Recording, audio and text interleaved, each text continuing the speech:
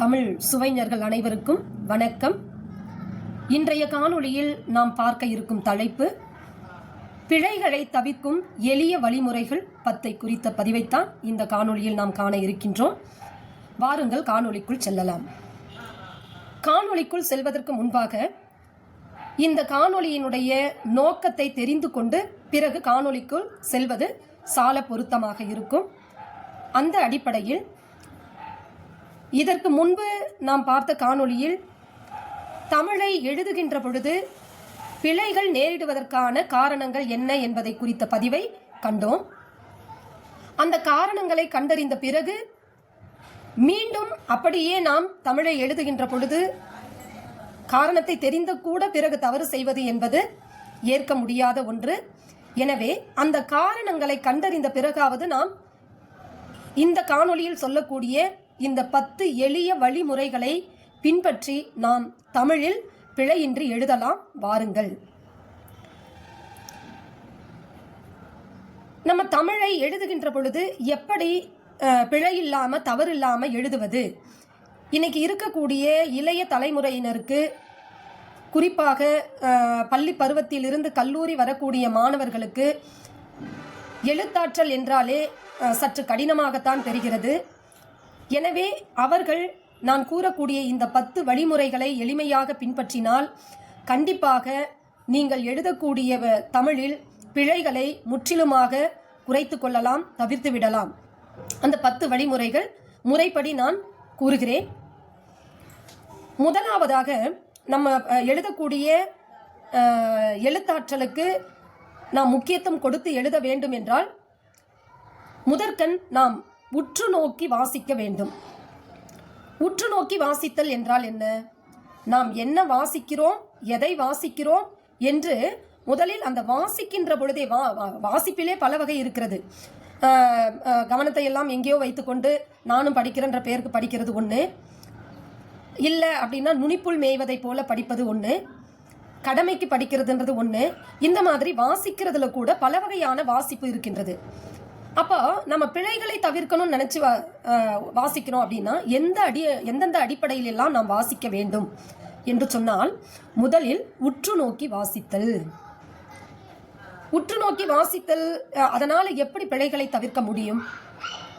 நாம் படிக்கின்ற பொழுதே ஒரு கட்டுரையாக இருந்தாலும் சரி, கவிதையாக இருந்தாலும் சரி, அல்லது சிறுகதை புத்தகமாக இருந்தாலும் சரி, அல்லது செய்தித்தாளாக இருந்தாலும் சரி, எது வாசித்தாலும் அந்த வாசித்தலின் போது நாம் சரியாகத்தான் வாசிக்கின்றோமா, அங்கே இருக்கக்கூடிய எழுத்துக்களின் அடிப்படையில் தான் நாம் சரியாக உச்சரித்து வாசிக்கின்றோமா என்று உற்று நோக்குதல் வேண்டும். என்ன சொல் அங்க இருக்கிறது, நாம் சரியா வாசிக்கிறோமா என்ற உற்று நோக்குதல் இருக்கணும். அப்படி அந்த உற்று நோக்கி வாசித்தல் முறை இருந்தா கண்டிப்பாக நம்மிடையே பிழைகள் நேரிடாது. எப்படி பிழைகள் நேரிடாது? நம்ம வாசிக்கின்ற பொழுது நல்லா ஆழ்ந்து கண்ணுல படுற மாதிரி நம்ம மனதுக்குள்ள அந்த வடிவம் ஏற்றுக்கொள்ளுகிற மாதிரி உற்று நோக்கி படித்தால் நாம் அந்த வாசிக்கின்ற சொற்கள்ல கீழ்நோக்கு லகரம் இருக்கா, மேல்நோக்கு லகரம் இருக்கா, அல்லது சிறப்பு லகரம் இருக்கா, அல்லது தன்னகர நா இருக்கா, தன்னகர நா இருக்கா, ரென்னகர நா இருக்கா என்று உணர்ந்து நாம் புரிந்து கொள்ள முடியும். அப்ப பிழைகளை நாம் தவிர்க்கலாம். குறிப்பாக இந்த வர்க்க எழுத்துக்கள், இன எழுத்துக்கள் என்று சொல்லக்கூடிய இடங்களில் எல்லாம் நமக்கு பிழைகள் அதிகமாக நேரிடும். அப்ப அது போன்ற இடங்களில் எல்லாம் நாம் தவிர்த்து கொள்ளணும் அப்படின்னா இது போல உற்று நோக்கி வாசித்தல் மிக மிக அடிப்படையான ஒன்று. அதுதான் ஒன்றாவது, உற்று நோக்கி வாசித்தல். இரண்டாவது எளிமையான முறை என்ன? அழுத்தமான உச்சரிப்புடன் வாசித்தல். ஏன்னா பெரும்பான்மையான பிழைகள் நேரிடுவதற்கு காரணம் நாம் எந்த அடிப்படையில் பேசுகின்றோமோ அந்த அடிப்படையில் தான் சொற்கள் பதிவாகும் அப்படின்னு சொல்லிட்டு நான் நேற்றைய காணொலியில கூட உங்களுக்கு சொல்லியிருந்தேன். அப்போ அந்த அழுத்தம் கொடுத்து அந்த வார்த்தைக்கான முறையான இலக்கண தன்மையோடு நாம் வார்த்தைகளை பிரயோகப்படுத்தினால், உச்சரித்தால் கட்டாயமாக அந்த எழுதுகின்ற பொழுது நமக்கு பிழைகள் வருவதற்கு வாய்ப்பே இல்லை. இப்ப வாழை பழம் சொன்னீங்கன்னா மேல்நோக்கு லகரம் தான் அந்த இடத்துல நீங்க வாய்ஸ் ரெக்கார்ட்ல போய் போட்டீங்க அப்படின்னா வாழைப்பழம் அப்படின்னு சொன்னா மேல்நோக்கு லகரம் தான் வரும். இதே வாழைப்பழம் அப்படின்னு சொல்லிட்டு நம்ம அந்த நாக்க உள்நோக்கி மடிச்சு அழுத்தம் கொடுத்து தெளிவான உச்சரிப்போடு நாம் உச்சரித்தோமானால் அந்த என்ன வார்த்தையை நாம் உச்சரிக்கிறோமோ அந்த வார்த்தை எளிமையாக வந்து விழும். அதே போல்தான் நம்ம எழுதக்கூடிய எழுத்தாற்றலிலும் கூட இன்னைக்கு இருக்கக்கூடிய மாணவர்களுக்கு இது மிகப்பெரிய குறைபாடாகவே நான் காணுகிறேன். வருகை பதிவேடு வகுப்பில் எடுக்கின்ற பொழுது கூட தெளிவான உச்சரிப்போடு சொல்லுகிறார்களா என்றால் சற்று கடினம்தான். பாதி எழுத்துக்களை விழுங்கிவிட்டு பாதி எழுத்துக்களை மட்டுமே உச்சரிக்கின்றனர். வகுப்பறையில் வாசிக்க வைத்தாலுமே கூட முழுமையான அந்த ஓப்பன் மவுத் அப்படின்னு சொல்லுவோம் இல்லையா, வாய் திறந்து வாசித்தல் என்பதே இன்னைக்கு இருக்கக்கூடிய இளைய தலைமுறையினரிடையே காணாமல் போய்விட்டது, அருகி போய்விட்டது. ஓப்பன் மவுத்ல நல்ல வாயை திறந்து அந்த எழுத்துக்களுக்கான அடையாளத்தை கொடுத்து நாம் உச்சரித்தோமானால் கட்டாயம் பிழைகளை நாம் தவிர்க்கலாம், முற்றிலுமாக தவிர்க்கலாம். அப்போ ரெண்டாவது, அழுத்தமான உச்சரிப்புடன் நாம் வாசித்து பழக வேண்டும். மூன்றாவது, இப்ப அழுத்தமான உச்சரிப்புனால என்ன நடக்கும் அப்படின்னு கேட்டா, எப்படி பிழைகளை தவிர்க்கலாம் அப்படின்னு கேட்டீங்கன்னா, இந்த அழுத்தமான உச்சரிக்கின்ற பொழுது நம்ம ஆ சொல்றோமா ஆ சொல்றோமா அப்படிங்கிறது தெளிவா விளங்கும். அமாம் சோப்புன்னு படிக்கிறோமா அல்லது ஆமாம் சோப்புன்னு படிக்கிறோமாங்கிறது நமக்கு தெளிவா புரியும். அப்போ அழுத்தமான உச்சரிப்பு கொடுத்து நீ வாய் திறந்து படித்தானால் கட்டாயம் பிழைகளை தவிர்க்கலாம். குறில் எது நெடில் எது என்கிற பிரித்து அறியக்கூடிய பக்குவம் நமக்கு கிடைத்துவிடும். எப்பொழுது? அழுத்தமான உச்சரிப்பு கொடுத்து படிக்கின்ற பொழுது. அப்ப குறிலுக்கும் நெடிலுக்குமான புரிதல் நம்ம கிட்ட வந்துருச்சுன்னா எழுதுகின்ற பொழுது நம்ம என்ன பண்ண மாட்டோம், பிழைகள் செய்ய மாட்டோம். அப்ப ரெண்டாவது மிக மிக முக்கியமான ஒன்று, முதல்ல உற்று நோக்கி வாசிக்கணும். ரெண்டாவது, அழுத்தமான உச்சரிப்போடு எது குறில் எது நெடில் என்ற உச்சரிப்பு தன்மையோடு நாம் வாசிக்க வேண்டும். மூன்றாவதாக, கவனச்சிதறல் இல்லாமல் வாசிக்க வேண்டும். இன்னைக்கு புள்ளி விவரப்படி சைக்கலாஜிக்கலா உளவியல் ரீதியான ஒரு புள்ளி விவரம் என்ன கொடுக்குதுன்னா, இப்ப இருக்கக்கூடிய மாணவ செல்வங்களுக்கு ஒரு செயல்பாட்டில் 5 நிமிடத்திற்கு மேல் அல்லது 8 நிமிடத்திற்கு மேல் ஒரு செயல்பாட்டில் கவனம் நிலை நிற்பது இல்லையா. அப்போ 5 நிமிஷத்துக்கு ஒரு முறை மனசு அங்க இங்க தாவிக்கிட்டு வருதுன்னா அந்த மனதை நாம ஒருமுகப்படுத்தி கவனச்சிதறல் இல்லாமல் எந்த சொற்களை வாசிக்கின்றோம், என்ன அடிப்படையில் வாசிக்கின்றோம், சரியாகத்தான் வாசிக்கின்றோமா, நிறுத்தற்குறி, ஆச்சரியக்குறி, வினாக்குறி, இது போன்ற குறிகளை எல்லாம் மனதில் நிலைநிறுத்தி கொண்டுதான் நாம் வாசிக்கின்றோமா, இப்படியெல்லாம் வாசித்தால் சரியான புரிதல் கிடைக்கும். நம்ம யாருமே விளக்க தேவையில்லை. அப்போ எப்ப இது போல வாசிக்க முடியும் என்றால் கவனச்சிதறல் இல்லாமல் வாசிக்க முடியும். இப்ப கவனச்சிதறல் இல்லாமல் வாசித்தீங்கன்னா கண்டிப்பாக நமக்கு அந்த பொருள் புரிந்துவிடும். பொருள் புரிகின்ற வேளையில் நம்மால் பிழைகள் நேரிடாமல் தவிர்க்கலாம். இப்ப மூன்றாவது மிக முக்கியம், இன்னைக்கு இதுதான் ரொம்ப மாணவர்கள் மத்தியில ரொம்ப போராட வேண்டியது இருக்கு. இதுக்காக தான் அவனை ஒருநிலைப்படுத்தி ஒரு கவனத்துக்குள்ள கொண்டு வர்றதுங்கிறது ரொம்ப கடுமையான முயற்சி செய்து அவனை வகுப்பறை சூழலுக்குள் பாடத்திற்குள் நுழைய வைக்க வேண்டி இருக்கிறது. அப்ப மாணவர்கள் வாசிக்கின்ற பொழுது கவனச்சிதறல் இல்லாமல் வாசித்தலினால் கட்டாயம் நாம் எழுதுகின்ற பொழுது பிழைகளை தவிர்க்கலாம். அடுத்தது நான்காவதா பார்த்தோம் அப்படின்னா பொருள் புரிந்து வாசித்தல். இன்னும் நிறைய பேர் பார்த்தீங்கன்னா நம்ம ஏன் வாசிக்கிறோம், எதுக்கு வாசிக்கிறோம் அப்படிங்கிற ஒரு புரிதலே இல்லாம அப்படியே வாசிக்க வேண்டியது. நானும் படிக்கிறேன், எங்க அப்பாவும் கச்சேரிக்கு போனாரு அப்படின்ற மாதிரி நம்ம என்ன பண்றது, என்ன வாசிக்கிறோன்னே தெரியாம அது பாட்டுக்கு வாசிக்கிட்டு இருக்கு. அப்படி இல்லாம பொருள் புரிந்து வாசிக்க வேண்டும். உதாரணத்திற்கு நாம் ஒரு வரியை படிக்கின்ற பொழுது, ஒரு சங்க இலக்கியத்தில் ஒரு பாடலை படிக்கின்ற பொழுது அந்த பாடல் வரியில் மா என்று ஒரு வார்த்தை இருக்கிறது என்று சொன்னால் அந்த வரிக்கான இடத்தில் மா என்பது, மா என்றால் பல்வேறு பொருள் இருக்கின்றது. இலக்கியத்தை பொறுத்த வரைக்கும் ஒரே ஒரு எழுத்திற்கு இடத்திற்கு ஏற்றாற் போல் பொருள் தந்துவிட்டு போகும். அந்த ஒரு பண்பாடு நம்ம தமிழ் மொழிக்கே உரிய பண்பாடு. அப்படி இருக்கின்ற வேளையில் நாம் சங்க இலக்கியத்தில் ஒரு வரியில் மா என்கிற வார்த்தையை பார்க்கின்ற பொழுது அந்த மா என்பது விலங்கை குறிக்கின்றதா, அல்லது மா என்பது குதிரையை குறிக்கின்றதா, அல்லது மிக பெரிய என்பதை குறிக்கின்றதா, அல்லது மா மரத்தை குறிக்கின்றதா. என்ன, மான்னா மிகப்பெரியன்னு ஒரு பொருள் இருக்கு, மா என்றால் மா மரம் என்ற ஒரு பொருள் இருக்கு, மா என்றால் விலங்கு என்ற ஒரு பொருள் இருக்கு. அப்போ நாம் வாசிக்கின்ற பொழுது அது பாடலாக இருந்தாலும் சரி அல்லது அந்த பாடலுக்கு கீழே கொடுக்கப்பட்டிருக்கக்கூடிய விளக்கத்தை வாசித்தாலும் சரி, இந்த இடத்தில் மா என்பது எதனை குறிக்கிறது என்ற பொருளை புரிந்து கொண்டு வாசித்தால் நாம் கட்டாயம் அந்த பிழைகளை தவிர்த்து விடலாம். இது நான்காவது. அடுத்து ஐந்தாவதாக பார்த்தோம் என்றால் சொற்களை சேர்த்து சேர்த்து வாசித்து பழகுதல். அது என்ன, சொற்களை சேர்த்து சேர்த்து வாசித்து பழகுதல்? அப்படி சேர்த்து சேர்த்து வாசித்து பழகினால் பிழைகளை தவிர்த்து விடலாமா? நிச்சயம் முடியும். இப்போ சொற்களை நாம் ஒரு உரைநடை புத்தகத்தை எடுத்துக்கொண்டு நாம் வாசிக்கின்ற பொழுது பெரும்பான்மையான ஒற்றெழுத்துக்கள் போடப்பட்டு எழுதப்பட்டிருக்கும். நம்ம தேர்விலும் சரி, அல்லது ஒரு கடிதம் எழுதுகின்ற வேலையிலும் சரி, அல்லது வினாக்கள் வடிவமைக்கும் போதும் சரி, இது போன்ற இடங்கள் எல்லாம் எந்த இடத்துல ஒற்றெழுத்து போடணும், எந்த இடத்துல போடக்கூடாது அப்படிங்கிற ஐயப்பாடு நமக்கு வரும். அப்ப எங்க போடணும், எங்க போடக்கூடாதுங்கிறதுக்கு வல்லொற்று மிகும் இடம், மிகா இடம் என்று ஒரு இலக்கண வரையறையே இருக்கின்றது. அதை நாம் அடுத்த காணொளியில் பார்க்கலாம்.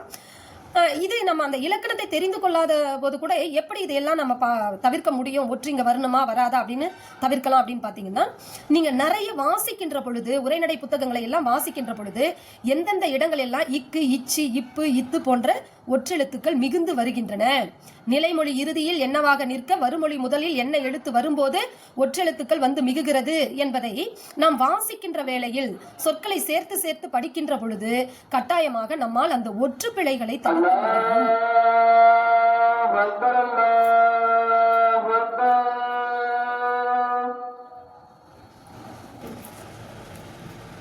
அடுத்ததாக ஆறாவது பார்த்தோம்னா தேடி தேடி வாசித்தல். அடுத்து எப்படி நம்ம பிழைகளை தவிர்ப்பதுன்றதுக்கு ஒரு வழிமுறை வந்து ஆறாவது வழிமுறையா தேடி தேடி வாசிக்கிறது. என்னதை தேடி தேடி வாசிக்கிறது? கவிதை புத்தகங்கள், சிறுகதை புத்தகங்கள், கட்டுரை, அதே போல உரைநடை புத்தகங்கள், இது போன்ற புத்தகங்களை எல்லாம் தேடி தேடி வாசிக்கின்ற பொழுது நாம் பிழைகளை தவிர்க்கலாம். எப்படி பிழைகளை தவிர்க்கலாம்? நிறைய புத்தகங்களை நம்ம வாசிக்க வாசிக்க என்ன ஆகும், நமக்கு வந்து சொற்கள் சரளமாக கண்ணுல அடிக்கடி பாக்குறோம் இல்லையா? அதனால இப்ப சொல் அப்படின்னு சொன்ன உடனே மேல் நோக்கு லகரம் வருமா, கீழ் நோக்கு லகரம் வருமா? கண் அப்படின்னு சொன்ன உடனே தன்னகர நா வருமா, ரென்னகர நா வருமா? ஏன்னா நம்ம நிறைய வாசிக்கிறோம். கவிதை புத்தகங்களை, கட்டுரை புத்தகங்களை, சிறுகதை புத்தகங்களை, ஆய்வு கட்டுரைகளை, நாவல் புத்தகங்களை, இது போல புத்தகங்களை எல்லாம் தேடி தேடி நிறைய வாசிக்கின்ற பொழுது நம்மிடையே அந்த பிழைகள் என்பது வெகுவாக குறைந்துவிடும். சரி, பிழைகள் மட்டும் குறைந்து விடுமா அப்படின்னா, கட்டாயம் நீங்க நிறைய படிக்க படிக்க உங்களுடைய பேச்சும் எழுத்தும் சிறப்பாகும். அதனாலதான் நம்ம அதில் கூட சொல்லுவாங்க, கல்விக்கு வந்து ரொம்ப, அது நம்ம கல்வி குறித்தே ஒரு வீடியோ ஒன்று போடலாம். அதை இப்போ நம்ம பேச வேண்டாம். கொடுக்க கொடுக்க குறையாத ஒரே ஒரு செல்வம் எதுன்னு கேட்டோம்னா அது நம்ம கல்வி செல்வம் மட்டும்தான். அப்ப நிறைய புத்தகங்களை படிக்க படிக்க நம்மிடையே அந்த பேச்சு திறன் என்பதும் எழுத்து திறன் என்பதும் கூடுதலாக நமக்கு வந்து சேரும், அது சிறப்படையும். அவ்வாறு சிறப்படைகின்ற பொழுது நம்மிடையே அந்த பிழைகள் வந்து வெகுவாக குறைந்து விடும். இது ஆறாவது.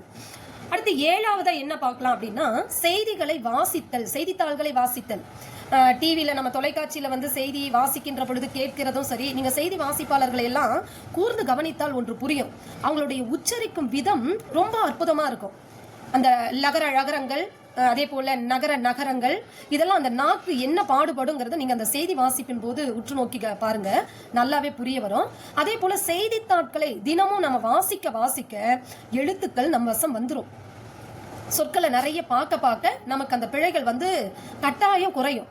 ஏன் அப்படின்னா, நீங்க ஒரு நாள் நியூஸ் பேப்பர் படிக்கிறவங்கள பாருங்களேன், இன்னைக்கெல்லாம் எல்லாமே நம்ம வீடியோவோ பார்த்து பழகிட்டோம். வாசிக்கிற பழக்கம் என்பதே வெகுவாக குறைந்து விட்டு வருகிறது. அப்ப அந்த வாசிக்கிறவங்க கிட்ட போனீங்கன்னா, இன்னும் எவ்வளவுதான் விஞ்ஞானம் கைக்குள்ள வந்து அடங்கினாலும் இன்னும் நிறைய வீடுகள்ல செய்தித்தாட்களை வாங்குற பழக்கம் வந்து இருந்து கொண்டுதான் இருக்கிறது. அவங்களிடத்துல நீங்க போய் கேட்டீங்கன்னா சொல்லுவாங்க, ஒரு நாள் பேப்பர் படிக்கலன்னா கூட எனக்கு என்னமோ மாதிரி இருக்கு, அன்னைக்கு பேப்பர் வீட்டுக்கு வரலன்னா டீ கடையிலயாவது போயிட்டு அந்த பேப்பர் படிச்சுட்டு வந்துருவாங்க. அது ஒரு பழக்கமா, குணாதிசயமா மாறி இருக்கும். அப்ப நீங்களும் அது போல தினம் தினம் படிக்க படிக்க செய்தித்தாட்களை படிக்க, ஏன்னா பாட புத்தகத்தை படிக்கின்ற பொழுதுதான் நமக்கு கொஞ்சம் கடினமா இருக்கும் புக்கை எடுக்கணும்னா, ஆனா செய்தித்தாளை படிக்கின்ற பொழுது ஆர்வத்தோட எடுப்போம். ஏன் ஆர்வத்தோட எடுப்போம்? கண்டிப்பாக அந்த இதழுக்குள்ள என்ன இருக்கும், நாட்டு நடப்பு நிகழ்வுகள் இருக்கும். கொலை, கொள்ளை, கற்பழிப்பு, களவு, இது போல நாட்டுல என்ன நடக்குதோ அதை சார்ந்து வாசிக்கின்ற பொழுது நமக்கு ஆர்வம் வரும். குறைந்தபட்சம் அப்படியாவது செய்தித்தாட்களை வாசித்து வாசித்து பழகணும்னா நம்ம தொடர்ந்து அந்த செய்தித்தாட்களை வாசிக்க வாசிக்க அந்த வாசிப்பு ஆற்றல் நம்மிடையே பெருகும். அவ்வாறு வாசிக்கின்ற காரணத்தால் நமக்கு என்ன ஆகும், பிழைகள் வந்து குறைய ஆரம்பிக்கும். அது ஒரு பண்பாட பழக்கமாகவும் மாறிடும். அப்ப நம்ம என்ன பண்ணுவோம், நிறைய புத்தகங்களை அடுத்து ஐயோ இன்னைக்கு படிக்கலையே, நம்ம ஏதோ மாதிரி இருக்கே அப்படின்னு சொல்லிட்டு என்ன ஆகும், நமக்கு படிக்கிற ஆற்றல் வந்து பெருகும். அதனால நம்ம என்ன பண்ணலாம், பிழைகளை வந்து தவிர்க்கலாம். சரி, அடுத்தது 9வது காரணம் என்ன, மன்னிக்கணும், 8வது என்ன அப்படின்னா, தொடர்ந்து வாசிக்க வேண்டும். வாசித்தல் என்பது ஏதோ தேர்வுக்காக படிப்பதோ அல்லது சொல்லுகின்ற வேலையில் படிப்பதோ அல்ல. நாம் பிழைகளை தவிர்க்க வேண்டும் என்ற ஒரு முனைப்போடு செயல்பட்டோம்னா கட்டாயமாக தொடர்ந்து வாசித்துக் கொண்டே இருக்க வேண்டும். தொடர் வாசிப்பு பழக்கம் நம்மிடையே இருக்கணும். அப்படி தொடர்ந்து வாசிக்கின்ற வேளையில் கட்டாயம் நம்மிடையே பிழைகள் வருவதற்கு வாய்ப்பே இல்லை. அடுத்ததாக 9வது என்னன்னா, மேல கூறக்கூடிய அத்தனை செயல்பாடுகளுமே நம்ம செய்துட்டு வந்தாலும் இது இப்ப சொல்ல போற விஷயம் மிக மிக தேவையான ஒன்று. அது குறிப்பா தமிழ் இலக்கியம் படிக்கக்கூடிய மாணவர்களுக்கு. நிறைய மாணவர்களுக்கு இன்னைக்கு விடுப்பு கடிதம் கூட எழுதுவதற்கான ஆற்றல் இல்லாமல் போகிறது. ஒரு டிகிரி முடிச்சுட்டு போய் ஊர்ல இருக்கிறான்னா யாரோ ஒரு வயதில் மூத்தவர் ஒரு பெரியவர் வந்து, கண்ணா இது போல நான் ஓய்வூதிய சங்கத்துக்கு போனேன், எனக்கு ஒரு கடிதம் எழுதி கொடு அப்படின்னு கேட்டா அந்த கடிதம் எப்படி எழுதுவது என்பது கூட தெரியாத நிறைய மாணவர்கள் இருக்கிறார்கள். அப்படி இருக்கின்ற வேளையில் இந்த 10 காரணங்களை நீங்க தயவு செய்து பின்பற்றி பாருங்களே, உங்களிடத்தில் முற்றிலுமாக இந்த தவறு என்பது குறைக்கப்படும். அடுத்து நான் இப்ப விஷயத்துக்கு வந்துடுறேன். 9வது என்னன்னா, அகராதி கொண்டு வாசிக்க வேண்டும். இது ரொம்ப ரொம்ப முக்கியமான விஷயம். நம்ம அன்றாட பயன்படுத்தக்கூடிய பொருளுக்கு கூட 6 மாசத்துக்கு ஒரு முறை நம்ம செருப்பை கூட மாத்துறோம் இல்லையா? அதுக்காக செலவு பண்ற தயாரா இருக்கிறோம். ஆனா வாழ்க்கையோடு வரக்கூடியது நம்மளுடைய மொழி.